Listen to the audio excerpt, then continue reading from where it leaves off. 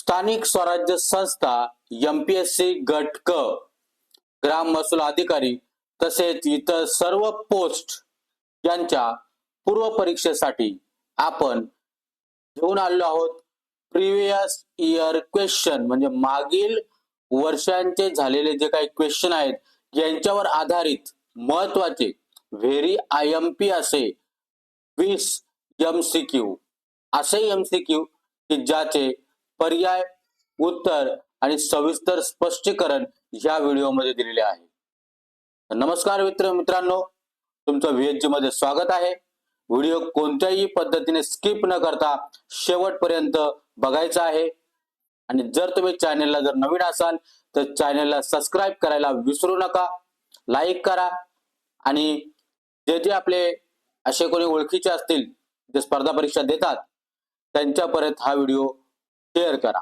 चला मित्रांनो, कुठल्याही पद्धतीचा वेळ न घालवता आपण या व्हिडिओला सुरुवात करूया। प्रश्न 1, भारतात पंचायत राज व्यवस्थेची शिफारस करणारी समिती कोणती? काय विचारलाय? भारतामध्ये पंचायत राज व्यवस्थेची शिफारस करणारी समिती कोणती? तर मित्रांनो, ती समिती आहे बलवंतराय मेहता समिती। कोणती? बलवंतराय मेहता समिती। स्पष्टीकरण बघा मित्रांनो, 1957 मध्ये बलवंतराव मेहता समितीने त्रिस्तरीय पंचायत राज व्यवस्था सुचवली। कुठली? ग्रामपंचायत, त्याच्यानंतर पंचायत समिती आणि तिसरी जिल्हा परिषद। लक्षात राहील? चला पुढचा प्रश्न घेऊया। प्रश्न क्रमांक 2 अतिशय महत्वाचा, भारतीय संविधानातील 73वी घटना दुरुस्ती कशाशी संबंधित आहे?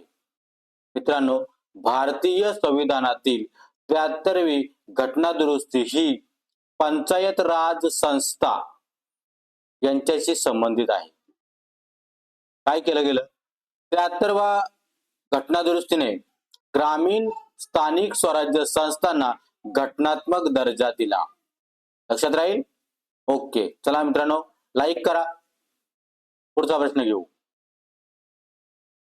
मित्रांनो, तुमच्यासाठी मेहनतीने व्हिडिओ बनवण्याचं काम माझं असतं आणि ते कुठल्याही पद्धतीने शुल्क न आकारता तुम्ही लाईक करायला विसरता आणि सबस्क्राइब करायला पण विसरता। असं करू नका। तुमच्यामुळे मला काय मिळतं? प्रोत्साहन मिळतं आणि मी याच्यापेक्षाही चांगल्या पद्धतीचे व्हिडिओ बनवू शकतो आणि तो बनवण्याचा प्रयत्न माझा सुरूच आहे। बघा, प्रश्न क्रमांक 3, भारतीय संविधानातील 11वी अनुसूची कोणाशी संबंधित आहे? काय विचारलंय? भारतीय संविधानातील 11वी अनुसूची कोणाशी संबंधित आहे? तर मित्रांनो, भारतीय संविधानातील 11वी अनुसूची ही पंचायती संबंधित आहे। स्पष्टीकरण काय दिलं मित्रांनो? 11व्या अनुसूचीत पंचायतींशी संबंधित 29 विषय आहेत। आलं लक्षात? मित्रांनो, 11व्या अनुसूचीमध्ये पंचायतींशी संबंधित 29 विषय आहेत। सगळे डीप मध्ये मी तुम्हाला मित्रांनो सांगेल, पण कधी? तुम्ही जेव्हा मला विचाराल तेव्हा। विचारायचं कसं विचारायचं? कमेंट बॉक्स, त्याच्यामध्ये काय करायची? कमेंट लिहायची की सर येणाऱ्या आठवड्यात किंवा येणाऱ्या आपल्या वारी काय करा, हा विषय तुम्ही घ्या, स्पष्टीकरण करा, सगळं डिटेल द्या, मी देईल। चला पुढचा प्रश्न बघूया।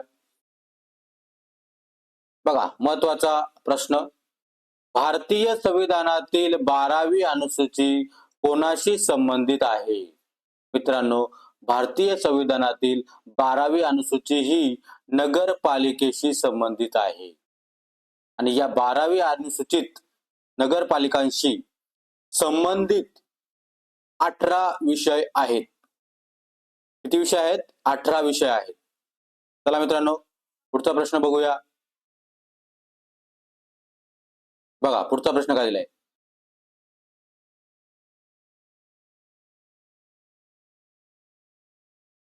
पंचायत राज व्यवस्थेतील सर्वोच्च स्तर कोणता?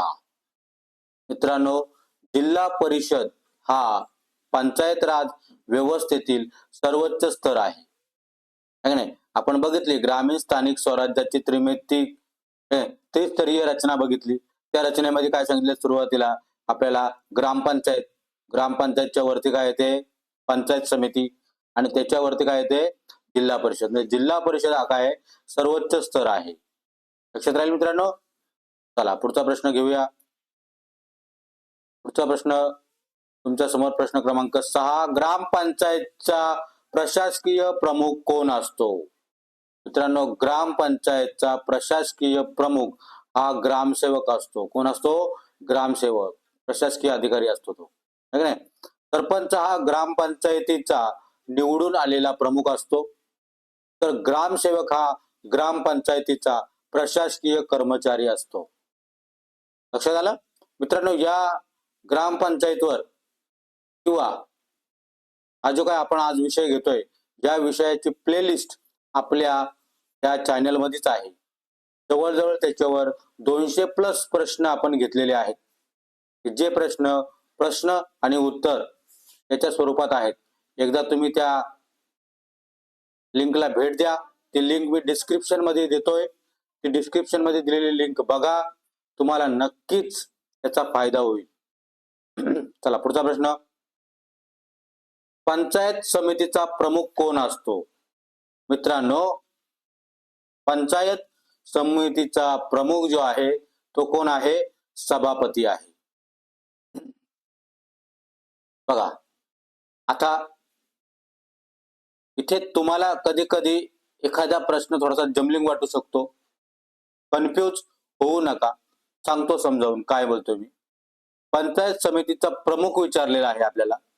बघा, पंचायत समितीच्या राजकीय नेतृत्वासाठी सभापती असतो मित्रांनो. आणि प्रशासकीय कामकाजासाठी गट विकास अधिकारी, ज्याला बीडीओ आपण म्हणतो, तो बीडीओ महत्वाचा असतो. लक्षात आलं काय म्हटलं मी? राजकीय नेतृत्वासाठी कोण असतं? सभापती असतो. कारण तो कोण आहे? मुख्य आहे, प्रमुख आहे. त्यानंतर प्रशासकीय जे काही व्यवस्था आहे त्याच्यासाठी कोण असतंय? तर गट विकास अधिकारी असतात. त्याला बीडीओ आपण म्हणतो, प्रशासकीय कामकाजासाठी. चला पुढचा प्रश्न घेऊया. जिल्हा परिषदेचा प्रशासकीय प्रमुख कोण असतो? जिल्हा परिषद. आता या जिल्हा परिषदेचा प्रशासकीय प्रमुख जर तुम्हाला विचारलं गेलं तर तुम्हाला काय सांगायचं आहे? मुख्य कार्यकारी अधिकारी, ज्याला काय म्हटलं जातंय? सीईओ. काय म्हटलं तर? सीईओ. लक्षात राहील. जिल्हा परिषदेचा प्रशासकीय अधिकारी कोण असतो? सीईओ, मुख्य कार्यकारी अधिकारी. लक्षात राहील. पंचायत समितीचा कोण असतो? प्रशासकीय प्रमुख, तर बीडीओ. ओके, त्याला गट विकास अधिकारी आपण म्हणतो. पुढे प्रश्न क्रमांक 9. ग्रामसभा म्हणजे काय? ग्रामसभा म्हणजे ग्रामपंचायत क्षेत्रातील मतदारांची संख्या. ग्रामसभेत संबंधित ग्रामपंचायत क्षेत्रातील मतदार यादीत नोंद असलेले नागरिक सहभागी होतात. म्हणून ग्रामसभा म्हणजे काय? तर ग्रामसभा म्हणजे ग्रामपंचायत क्षेत्रातील मतदारांची संख्या. लक्षात ठेवा. प्रश्न क्रमांक 10. महाराष्ट्रातील जिल्हा परिषदेची स्थापना कोणत्या कायद्यामुळे झाली? लक्षात ठेवायचं मित्रांनो. व्हेरी IMP क्वेश्चन आहे. महाराष्ट्रातील जिल्हा परिषदेची स्थापना ही महाराष्ट्र जिल्हा परिषद व पंचायत समिती अधिनियम 1961 1961 या कायद्यामुळे झाली. बघा, महाराष्ट्रातील जिल्हा परिषद व पंचायत समित्यांसाठी 1961च्या महाराष्ट्र जिल्हा परिषद व पंचायत समिती अधिनियम महत्वाचा आहे. लक्षात राहील. ओके, चला पुढे. लाईक करा, लाईक करायला विसरताय. 74वी घटना दुरुस्ती कोणाशी संबंधित आहे? मित्रांनो, 74वी घटना दुरुस्ती नागरी स्थानिक स्वराज्य संस्थेशी संबंधित आहे. 74व्या घटना दुरुस्तीने नगर परिषद, महानगरपालिका इत्यादी नागरी स्थानिक स्वराज्य संस्थांना घटनात्मक दर्जा दिला. कोणत्या घटना दुरुस्तीने? 74व्या घटना दुरुस्ती. लक्षात राहील. ओके म्हणा. ओके, पुढे. खालीलपैकी कोणती नागरी स्थानिक स्वराज्य संस्था आहे? मित्रांनो, नागरी स्थानिक स्वराज्य संस्था विचारली ना की नगर परिषद म्हणायचं. ग्रामपंचायत तसेच पंचायत राज, ग्रामपंचायत, पंचायत समिती आणि जिल्हा परिषद या ग्रामीण संस्था आहे की नाही. आपल्या ग्रामीण भागात जर आपण बघितलं तर सुरुवात कुठून होते? गावाची सुरुवात ग्रामपंचायतने होते. ग्रामपंचायत नंतर काय येतं? त्याच गावाकडून आपण जेव्हा तालुक्याला जातो त्यावेळेस आपल्या पुढे काय येतं? पंचायत समिती येतं. आणि जिल्ह्याला गेलं काय येतं? जिल्हा परिषद. म्हणजे ह्या ग्रामीण स्थानिक संस्था आहेत है का नाही. आणि नगर परिषद ही नागरी स्थानिक संस्था आहे. लक्षात राहील. ओके, चला पुढे. प्रश्न क्रमांक 13. नगर पंचायत कोणत्या भागासाठी स्थापन केली जाते? मित्रांनो, नगर पंचायत ही ग्रामीण भागातून नागरी भागाकडे संक्रमण होत असलेल्या क्षेत्रासाठी ही नगर पंचायत स्थापन केली जाते. लक्षात राहील. संविधानाच्या कलम 243 नुसार संक्रमणशील क्षेत्रासाठी नगर पंचायत स्थापन केली जाऊ शकते. लक्षात राहील. संविधानाचा कलम 243 नुसार संक्रमणशील क्षेत्रासाठी, संक्रमण म्हणजे काय? ग्रामीण भागातून नागरी भागांकडे संक्रमण है का नाही, जे काही क्षेत्र आहे त्याला म्हटलं जातं. चला पुढचा प्रश्न बघूया. प्रश्न क्रमांक 14. नगर परिषदेचा कार्यकाल किती असतो? मित्रांनो, नगर परिषदेचा कार्यकाल हा 5 वर्ष असतो. किती वर्ष असतो? 5 वर्ष. सामान्यत कार्यकाळ 5 वर्ष असतो. असाच प्रश्न आपल्या भागामध्ये म्हणजे ग्रामीण भागासाठी पण विचारला जाऊ शकतो है का नाही. ग्रामपंचायतीचा कार्यकाळ किती वर्ष असतो? कमेंट बॉक्स मध्ये लिहून सांगा मला. पुढचा प्रश्न बघा. महानगरपालिकेचा प्रशासकीय प्रमुख कोण असतो? आता महानगरपालिकेचा प्रशासकीय प्रमुख कोण असतो? मित्रांनो, आयुक्त असतो. कोण असतो? आयुक्त. आणि महापौर जो असतो ना, महापौर हा महानगरपालिकेचा राजकीय प्रमुख असतो. लक्षात राहील. आणि महानगरपालिका आयुक्त हा प्रशासकीय प्रमुख असतो. लक्षात येतं मित्रांनो. हा, म्हणून बोललो महत्वाचे प्रश्न काढलेले आहेत.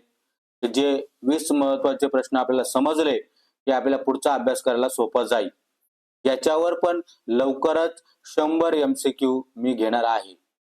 आपली जी 100 प्रश्नांची जी मालिका आहे ती लवकरच घेणार आहे. बघा प्रश्न क्रमांक 16. काय सांगितलंय? महाराष्ट्र राज्य निवडणूक आयोगाची स्थापना कोणत्या वर्षी झाली? मित्रांनो, महाराष्ट्र राज्य निवडणूक आयोगाची स्थापना ही स्थानिक स्वराज्य संस्थांच्या निवडणुकीसाठी राज्य निवडणूक आयोगाची स्थापना 1993 मध्ये झाली. कुठे झाली? कधी झाली? 1993 मध्ये. लक्षात राहील. ओके, ओके म्हणा. पुढे बघा. आता पुढे बघूया. 17. राज्य वित्त आयोगाची स्थापना किती वर्षांनी केली जाते? राज्य वित्त आयोगाची स्थापना मित्रांनो 5 वर्षांनी केली जाते. संविधानाच्या कलम 243I नुसार राज्यपाल प्रत्येक 5 वर्षांनी राज्य वित्त आयोगाची स्थापना करतो. लक्षात राहील. संविधानाच्या कलम 243I. ओके, पुढे. पंचायतीच्या निवडणुका घेण्याची जबाबदारी कोणाची आहे? पंचायतीच्या निवडणुका ज्या घेतल्या जातात त्याची जबाबदारी राज्य निवडणूक आयोगाकडे असते. जे स्थानिक स्वराज्य संस्थांच्या निवडणुका घेण्याची जबाबदारी राज्य निवडणूक आयोगाची आहे. लक्षात राहील. चला, नवीन असाल तर सबस्क्राईब करा विसरू नका. पंचायतींचा कार्यकाळ किती असतो? मित्रांनो बघा, मगाशी तुम्ही कमेंट केली की नाही माहिती नाही, परंतु पंचायतीचा कार्यकाळ हा किती वर्षाचा असतो? 5 वर्षाचा असतो. किती वर्षाचा असतो? 5 वर्षाचा. संविधानाच्या कलम 243 ई नुसार, सगळे कलम आहेत एकच 243, परंतु त्याच्यामध्ये ए पासून काय केलं आहे, पुढे उपकलम टाकलेले आहेत.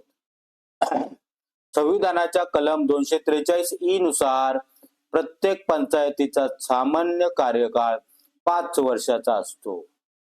लक्षात राहील. मित्रांनो, शेवटचा महत्वपूर्ण प्रश्न आपल्या समोर बघा काय दिलाय. खालीलपैकी योग्य जोडी कोणती? मित्रांनो, या सगळ्या जोड्या तुम्हाला मी सांगतो. 73वी जी घटना दुरुस्ती आहे ती कुठली आहे? ग्रामीण स्थानिक स्वराज्य. कुठली आहे? ग्रामीण स्थानिक स्वराज्य. 73वी घटना दुरुस्ती. 74वी आली की ती कुठली असते? नागरी स्वराज्य स्थानिक स्वराज्य.